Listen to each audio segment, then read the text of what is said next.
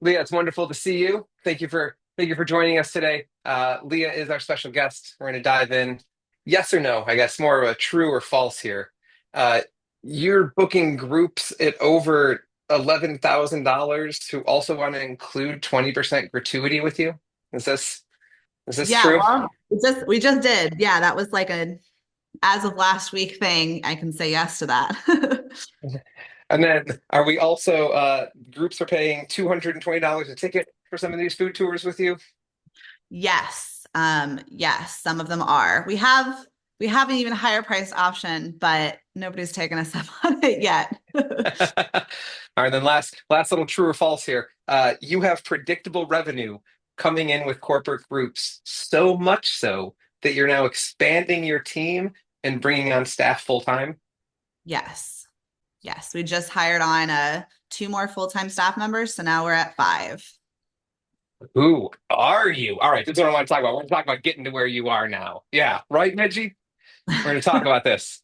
Uh, Leah, what were some of those hurdles that stood in the way of going after corporate groups to begin with? What were some of the problems that you were having to begin with? Yeah, so for us, we started getting inquiries for corporate groups before we had any idea what a corporate group was. Um, and a lot of that has to do with my background. I've been a travel blogger and content creator for the last decade. So when I launched 2 years ago, I focused on content marketing. So we were kind of ranking for a lot of keywords and already, basically groups were finding us before we heard about them. So we would get corporate groups, and I just didn't really know. It was like trying to fit a round peg into a square hole. It didn't really fit exactly with our public tour offerings. We were getting huge groups that I couldn't really accommodate. I was having to say no. And the groups that I was saying yes to, it was such a headache for my team. We were scrambling to customize everything. And it was just, I could see the value of it because I knew that they were going to be paying me so much more, but it was such an ask for my team and it was so different than what we were doing that it was just a real headache. So when I found Joe and the team at UpLevel, and they offered to sort me out, I was like, yes, that's what I need right now. This way, this way. What was it that made you say, like, hey, I do need to move on this now. Now is the right time in the business to even get serious about corporate groups because you have so many tour offerings as well. Yeah, so we are still in our second, well, we just finished our second year. So we're still very new, and figuring out what that product mix looks like has been a big part of our development for the first couple of years. And, like I said, like we were getting these inquiries and just weren't really meeting them the way that we wanted to. It was just so much harder, but I could see the demand. And we had also just been missing out on a lot of the pitches that we were sending. We'd get these big inquiries from these huge companies. And especially when I first started working with Joe, it would be like just miss after miss of like big name companies that we just didn't land. And I was like, well, I know I have a great tour, and they're coming to me, they're finding me, but I'm not like getting them to book. And the ones that we did book, it was like I said, like just such a headache. So there was a lot of issues there that I needed help with. What changed to get them to book now that we weren't booking them before? We can't just say working with UpLevel, all of a sudden they magically close. Like I guess what needed to happen in the business that now you're closing more of them? Yeah. The main thing for us was kind of like while getting everything, sorry, my video is super weird. So if I keep like closing it off and then starting again, that's why, because it seems to fix it. I don't know what's going on there. But anyway, we needed to get like a system in place. We needed to formalize our products so that we knew exactly what we were offering when the client booked so that there wasn't a lot of customization on our end. And we needed to get a process in place to get that information to our corporate clients right away. So for us, getting trained and like the discovery call process was really huge. I had, asked one of my tour guides to become a sales manager kind of part time. And I was kind of just like, well, you call them whenever you get a chance, or maybe email them, or I don't know, just follow up whenever. Right. And we were just sort of like letting it lapse. And then they were picking our competitors. Right. So Joe's team was like, here's a script. let's practice it. And then you're gonna have those calls like immediately. Um, and so we either call them, sorry, I'm going to do this again. We either call them like right after they message us, or now we've got like an automated email that says like book a time on our calendar, so that we have that scheduled. Or they call it like, and this has been happening more recently, they just call our customer service line, and everybody whose phone that gets forwarded to is trained on discovery calls. So we're doing impromptu discovery calls where we're kind of like that happened yesterday. My husband was driving our toddler home, and luckily she was passed out in the back. So he was able to like answer it. And he was like, I'm on a corporate call right now. Like, come write this down. But we're like able to respond much quicker. And so we were missing that because it was literally taking us so long. Like they'd come in and they'd be like, hey, can you do this? And we'd be like, maybe let me go talk to my restaurant partners and I'll get back to you about if that's even possible. And if any of you are in food tours, I know Midgie, maybe you have experiences with this. They are not fast at getting back to us. So it would be like a week later, I'd be like, yeah, we can accommodate your group. And it's like they're gone. So getting to a place where we could make decisions quickly, we could respond quickly and answer these corporate groups like as quickly as they needed to be answered, was the biggest change for us. One of the things you talked about early on there, one of the things we try to stress with so many tours, and you talked about trying to standardize that corporate group offering and kind of lock it in. And so many tours still think that custom is the value. Yeah. Like, oh, our public tours are so structured, our value in private is that it's custom, but that's not always the value. And I think a big part of what we worked on together was just trying to make it as easy as possible for a corporate group to say yes. Right. Yes, just give me this. Just make it one word responses. So we can eventually get to them just saying dirt. And they're gonna say, okay, yes, yes, yes, we understand.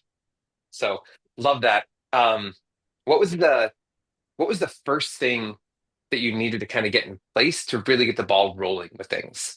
What was that first thing, I guess, that first stake in the ground towards corporate? For us, it happened probably even before we started working with UpLevel, which was getting our corporate landing page created. And so before that, we kind of formalized our private tour process, and we used Fair Harbor. So we basically created a bookable private tour, and we were like, listen, you can go and book without even having to talk to us if what's on there works for you. We created, we set aside a couple of times and a couple of itineraries that knew that we could do, and charged a price that would be worth it for us. And then I was like, basically, if you want anything different from that, or you have a larger group than this is capped at, which I think was like 20, then you need to send us a form and get in touch. And so that's where we were getting all of our kind of initial inquiries. Oh my God, it keeps freezing on the most. Sorry. It's probably because I have a million tabs open, which I never close. But anyway, so we got a lot of inquiries through that, and we've gotten bookings and continue to get bookings without needing to talk to them at all, which is fun but a little scary because I don't know what they're here for, and it's kind of like surprise. But that was kind of where we started getting our initial corporate inquiries. We may have even gotten some before we had that up, but as soon as we had that up and kind of had like the beginnings of a process, we started getting more. And then once I started working with UpLevel, I was like, well, I already have a corporate page, so I don't need help with that. And Joe was like, sorry, it looks cute, but here's a better one. So, and that now plugs into our CRM. So everything is automated. Whereas before it was literally just sending me an email like, hey, somebody wants to do something, get to them when you can. So getting that corporate page, but then upgrading it and then kind of having it plugged in to a bunch of automations to save my team time and make it go faster. That's been really helpful. So, Leah, there was one thing we wanted to pull a little bit of research here, and it's funny that you bring that one up about that corporate group page. I want to show you a little something we pulled together here. So, these are heat maps from your current site that we've been running and tracking stuff. And so Ah. over here on the left, we can see the heat map of the home page. We can kind of see how far down people make it, and we kind of start to see people drop off as we get into this blue area right here. Hmm. As we look at a single tour listing page, you can look at this scroll map in here and you can see much sooner on this tour listing. So they're getting to the tour area, hitting the what to expect, and they're done. And that's it. And one of the things that we worked on so much together was how do we create a narrative behind that corporate group page? How do we make sure we're creating something that's going to keep them scrolling and keep them reading? And look at the scroll map on this corporate groups page of yours now. They're Wow. making it all the way down to the bottom of the page. Wow. Just crazy. Not something that you see on regular pages. Love to see that this corporate group page is put together so well that people are reading all of it and engaging with it. It is That's exactly what we wanted to see for you. cool. So excited to share that stat with you here. Yeah, I'd love to see more of those heat maps. If you have them, I'd love to get like a little bit. Yeah, we got some of that stuff tracking you running in the background. So I we didn't got we know got more of that. that. That's So pretty cool. okay, Leah, what was the coming up near the end here? I've got two more questions for you. I guess what was the hardest part about adapting the business to work with corporate groups? What did you have to change? So for us, the big change, and we really dug in our feet about this, was like removing a lot of the story and script that's on our tours from the corporate group. And I like argued with Joe. I felt kind of guilty, but I was like, no, this is why people are booking our tours. They love the history. They want to hear 3 hours of incredibly well-researched history. We even have headsets so that our public tour guests are able to hear every single word, which works amazingly. This is really high, like it is why people book our tours. But for corporate, as I've learned, Joe told me this, but I didn't believe it until I experienced it myself on a tour that we did at Arrival, actually. They just want to talk to each other. They don't want to hear us at all. They are not interested in our history.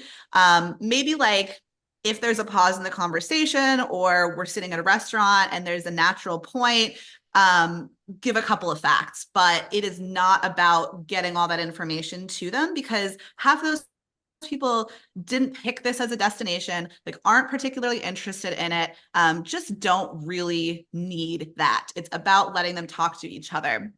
So that's something that we've had to learn, and our tour guides have had to do a little unlearning. So basically, we ask if they want the headset. So it's still like we're still because it's like even if you're only talking a little bit, it still makes a difference in noisy bars or a long sort of walk. But we don't assume that they want the headsets, and we try to ask them when they book so that we know that way in advance. But there are still some groups that actually do want the headsets and do want the story. And we offer that. But then we do about 25% of our usual script, maybe 25 to 50 if they want the headsets, and just really make sure that we're not doing walk and talks, that we're letting the group talk to each other and bond and just taking a step back. And basically, we're trying to train our guides on sort of like reading, like taking that temperature check and trying to figure out, how much does this group actually want to hear us, or do we just let them talk and eat and hang out and have fun? So that was a really big change for us. And like I said, I needed to take a tour where I was like, I don't care. I love history tours. I do. I like, that's my passion. But I took a tour and all I wanted to do was talk to all the other really cool food tour operators on it. And I didn't actually care about the history. And it was like a total light bulb moment for me.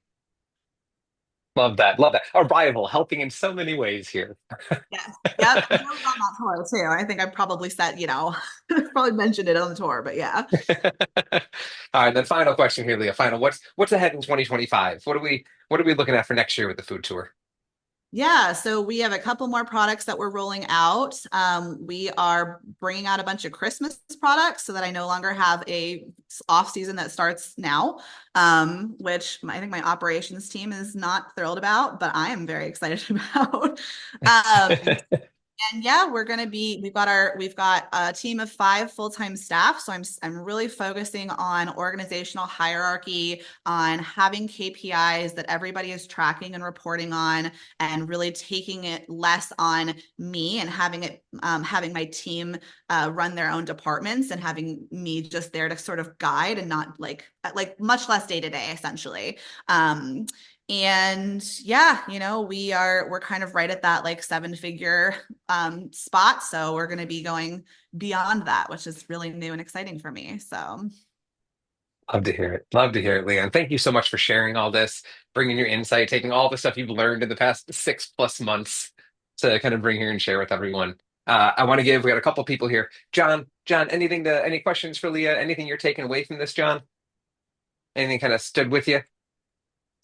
It's really about setting up a corporate page and giving them a sense of custom experience that they can undertake. I, Um, that idea of meeting the customer where they are almost is kind of what I hear when you say it that way. yeah.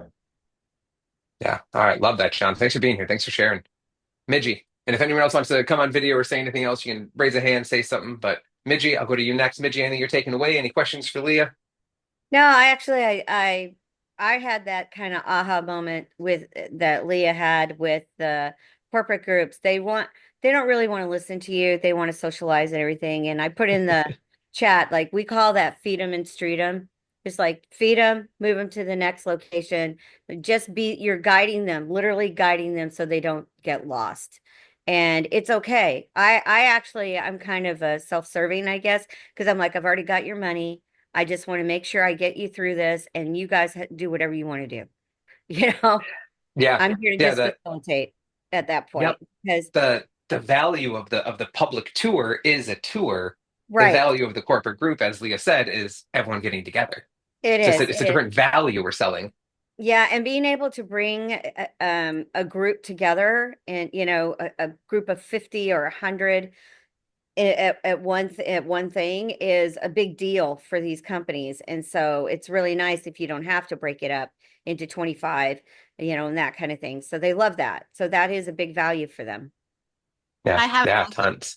that honestly. We are still breaking it up into groups of 20. So one day I'd love to say yes to a larger group, but I do that's 20 and 25, but what we try to do is meet at the end at one place. yeah, So where they all meet up the last stop is all of them together.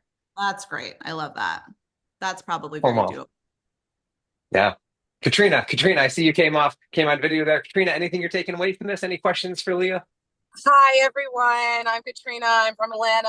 I'm the operational manager here at Southern Culinary Tours. And my boss kind of just, he has a lot on his plate, so I kind of decided to take over because I've been with the company for about 3 years. The 10-year tour guide and kind of made it to what it is now. Hey, Um, everyone and loves you, Katrina.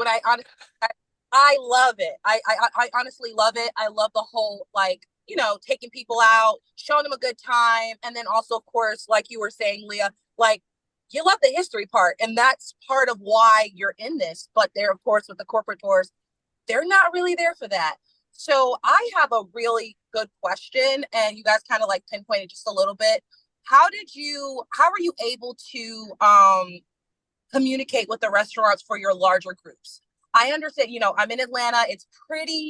It's a little difficult where we're at. And I try my best because I have a great relationship with all the restaurants and I make sure I keep that up. It's just sometimes I know like, oh, I feel like I'm pulling hair and needles. It's like, hey, I have a group of 20 that's coming. And some of them's like, well, can you split it in half? And I'm like, I don't kind of want to, but I guess I'm gonna have to. How do you go about with that? Yeah, so this is something that Joe actually helped us with as well, is having things like peak periods actually be a value add. So at our base level package, you can only come during, like Monday through Thursday, or not even Monday, Tuesday through Thursday at like 1 to 3 p.m., right? The times that I know that my restaurant partners are going to say, yes, please bring us somebody. Yeah. Like here. And then if you want to have a Saturday or an evening, then you have to pay more. And then I can use that as leverage with my restaurant partners if I need to pay for a private space. Or, in this case of some of them, it's like, I know you're not open at this time, but I have 40 people and I'll pay your staff to be there and open it. Right. So we get into that like 300 plus ticket. I know we have like our middle package is around 325. Our high package is like 500 and up. It's like, if that's worked into the price and they really want it, I want to be able to use that as leverage. And, a lot of the times corporate groups are coming in on weird days that are slow. Like we have a corporate group right now, we're talking to, they want like 22 people on like a Thursday in January. And I'm like, I know my restaurant partners are not going to have an issue with that. They're going to be super excited to have a full house. Yeah. So let us have the nicer private rooms for things like that. And then I understand, I'm here in Kentucky. So like Derby week, nobody's letting me in on Derby week, right? So like, Right. but January, like, yes, I'm all here. But yeah, that basically trying to push everybody into times that my restaurant partners are able to accommodate, and then only asking for, your nice corporate, like private space or whatever, has helped. Also just making sure that they know, like, we're in and out, and this is true for all of our restaurant relationships.